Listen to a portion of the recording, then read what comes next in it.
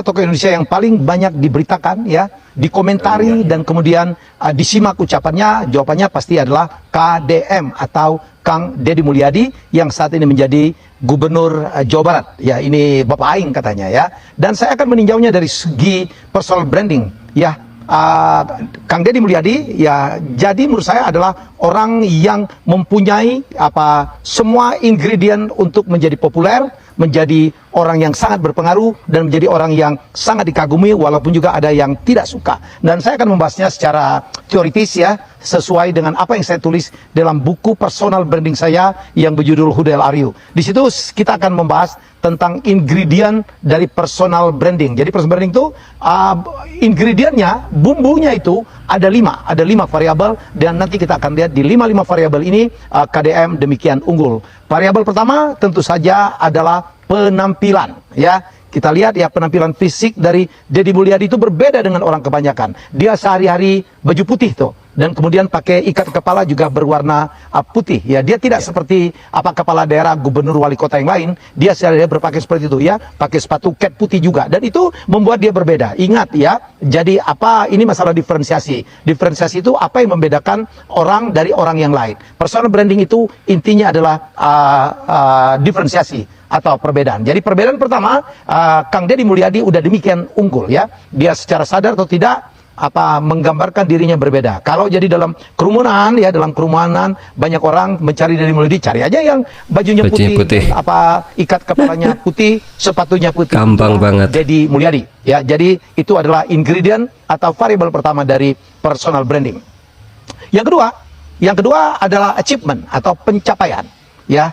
Orang sangat paham, ya, walaupun ada juga yang berusaha tidak paham bahwa pencapaian beliau itu bagus banget, baik waktu dulu jadi Bupati Purwakarta sampai 2 periode, dan setelah itu di DPR pun dia adalah orang yang mempunyai pencapaian yang sangat bagus. Dan dia walaupun belum 100 hari ia menjabat Gubernur Jawa Barat, ada yang mengatakan dia tidak ada pencapaian, sudah banyak sekali. Saya ada di Tahura ini, di Taman Hutan Raya di di luar kota Bandung, daerah Dago. Saya udah bertanya kemana-mana, tanya kepada rakyat, ya, kalau dia tidak punya pencapaian tidak mungkin, ya, dia dibully, ya, di dalam mungkin di berbagai video, tapi orang-orang yang mempertanyakan dia atau ngatain beliau, membuli beliau, tapi tetap aja, ya, netizennya yang bereaksi demikian luar biasa. Beliau dipanggil Bapak Aing, artinya dia punya prestasi. Dia memperlihatkan perubahan-perubahan, dia membersihkan sampah, dia membersihkan kali, dia melakukan tindakan yang sangat cepat dalam rangka untuk menolong orang sakit, menolong orang yang sedang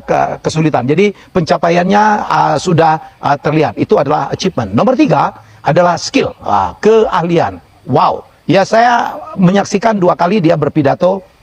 Orasinya tuh luar biasa, ya. Beliau tuh kalau ngomong cepet banget, merangkai gitu tanpa jeda, dan isinya benar-benar daging semua. Ada lucunya, ada metafornya, ya, ada pengetahuannya, ada dia rangkaikan, menganalogikan. Menurut saya ada hal-hal yang sangat luar biasa. Jadi leader luar biasa, ya, kemampuan beliau dalam berkomunikasi. Bagaimana dia berkomunikasi dengan rakyat. Kadang-kadang dia menggunakan bahasa Sunda, ya. Kenapa? Karena dalam komunikasi itu tips pertama adalah speak in audience language. Bagaimana kita bicara dalam bahasa orang yang kita hadapin. Dia bicara dengan orang Sunda, bahasa Sunda, di depan orang Indonesia yang formal, dia berbahasa Indonesia dengan sangat baik. Jadi saya pikir ini ilmu komunikasi. Dia lucu, ya, dia menyentuh gitu. Jadi ini dia mempunyai skill komunikasi yang luar biasa. Skill kedua adalah leadership. Leadershipnya sangat menonjol, ya, terbukti sekarang bahwa kepemimpinan beliau sangat memberikan dahaga, ya, memberikan minuman di dahaga orang-orang Jawa Barat. Dan yang suka dengan gaya kepemimpinan beliau sekarang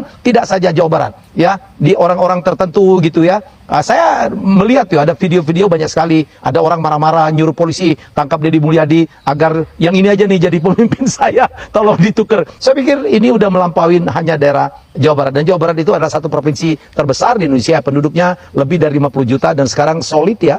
Hampir semuanya mengatakan Bapak Aing, Gubernur Aing. Jadi ini menunjukkan leadership, skill leadership yang luar biasa. Nomor 4, uniqueness, keunikan. Beliau ini unik sekali. Wah, cerita hidupnya unik, berasal dari keluarga yang sangat bersahaja. Kemudian dia menjadi pengusaha beternak sapi atau domba gitu, ya.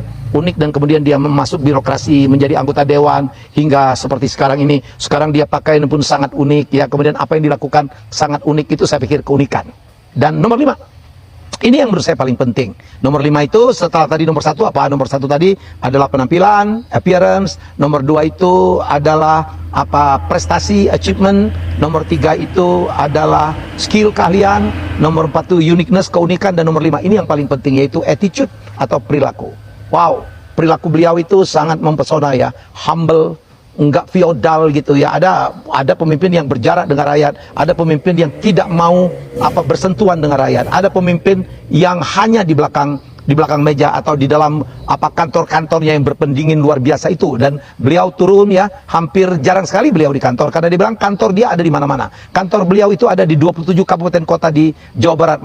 Beliau hadir di Cirebon, beliau hadir di Bogor, beliau hadir di Bekasi, beliau hadir di Tasik, beliau hadir Indramayu, di Sapu Bersih, beliau hadir di Sukabumi, beliau di mana-mana, kemana-mana dia. Menurut saya ini menunjukkan bahwa attitude dia menyapa rakyat, dia bisa bercanda dengan anak kecil itu sampai anak kecilnya agak kurang ajar, dia bisa ngelawak, dia bisa ngedalang gitu, dia bisa menghibur. Saya yang paling lucu pada saat Persib menang, beliau di atas mobil itu dan kemudian dia buka baju pakai kaos kutang gitu, dan gerakannya diidentikan dengan Freddie Mercury. Saya pikir ini tidak ada jarak ya, oleh karena itu rakyat cinta banget sama dia. Dia jalan juga tidak terlalu dikawal-kawal, dia nggak terlalu suka juga nguing-nguing segala macam. Jadi ini menunjukkan attitude bahwa dia itu rakyat, dia bekerja untuk rakyat. Jadi sekali lagi, itulah 5 ingredient variabel dari personal branding yang 5-5-nya dikuasai dengan baik oleh Deddy Mulyadi. Dan itulah sebabnya kita lihat ya, personal branding beliau top ya. YouTube beliau subscribernya 7,5 juta ya, dan tidak ada satupun YouTuber, saya pikir ya,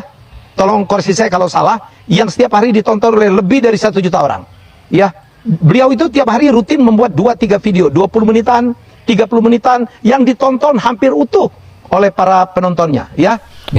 AdSense-nya tentu saja banyak sekali dia dapat, dan itu yang dia bagi-bagikan ke rakyat kalau anggarannya tidak memungkinkan, dan itu luar biasa. Kita lihat TikTok juga 7,5 juta, yang nonton itu jutaan TikToknya ya. Jadi ini adalah bukti kalau personal branding dari seorang Kang Deddy Mulyadi itu adalah yang salah satu yang terbaik. Jadi Kang Deddy, tetaplah seperti itu. Kang Deddy, semoga Anda menjadi contoh ya bagi pemimpin-pemimpin lain. Yang paling untung kalau pemimpin-pemimpin seperti Anda merakyat, bekerja untuk rakyat ya, tanpa kenal lelah. Yang paling untung adalah rakyat ya. Itu saja yang bisa saya sampaikan.